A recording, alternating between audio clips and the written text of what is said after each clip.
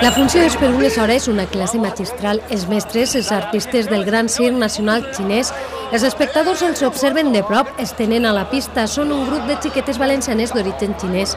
En la lliçó d'avui aprenen tradicions tan arrelades en la cultura oriental com la del drac. En la cultura china es muy importante. El dragón es, como se dice, el poder de un emperador.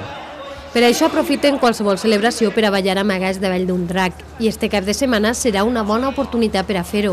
La comunitat xinesa prepara la gran festa de cap d'any, una nit màgica que a la Xina està carregada de costums i supersticions, alguna molt coneguda també entre nosaltres. Mucha comida y la fiesta es por toda la familia y siempre alguna cosa roja también.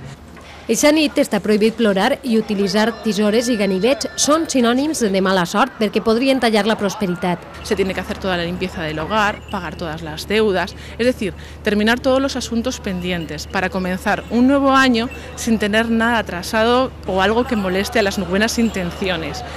A l'actual any del gall li queden poques hores. Diumenge arranca l'any del gos, un any de prosperitat i pau segons el calendari xinès.